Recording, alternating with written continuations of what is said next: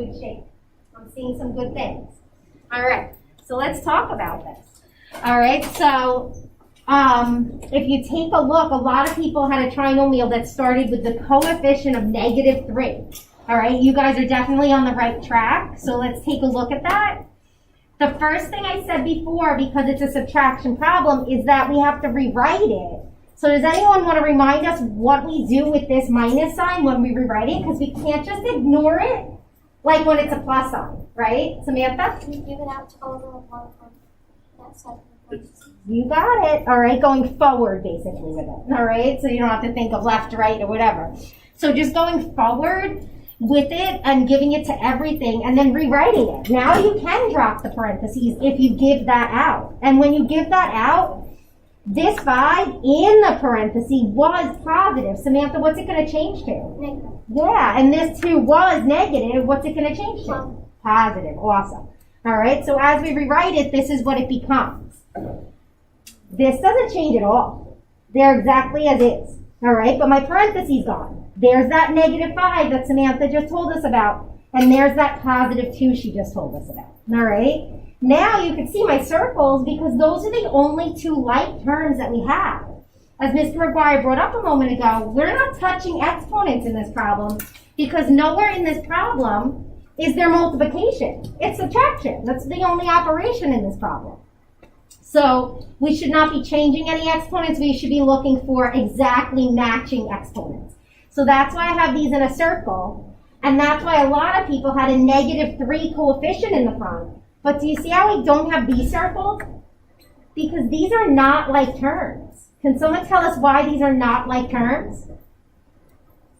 Why, Lily? Yeah. The first one has this cubed here. But this side doesn't, all right? It's all, the B really is what's kind of giving it away that they're not like terms. So those guys just gonna have to come down, but I have to consider their degree to know what order to bring them down. Because in the end, if I have to name this whole thing by degree, I'm gonna need to know individually all the terms' degree. So this is a 4th degree term because of the invisible 1 in here. Over here, these are 2 invisible 1s on the A and the B, so that's a 2nd degree term. So this one should come down after I get the result of this thing. All right, so final answer is right here. Because when I combine the 2 and the -5 and I get this -3, where'd my negative go? It snuck away.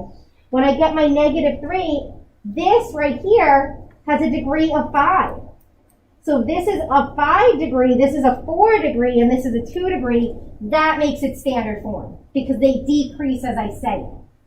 Now I get to name it. All right, so that's the trinomial answer we should have all got. And now what can I name this if I now know all the degrees of the terms individually, and I know it's a trinomial, then what's the whole entire name of this trinomial? Lily?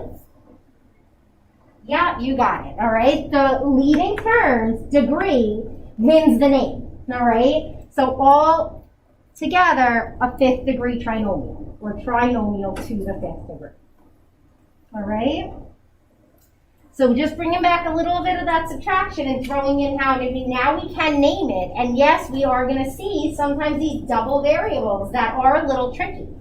But notice my exponents never change. All right? All right, you guys could put that away, and you can put away your boards for now.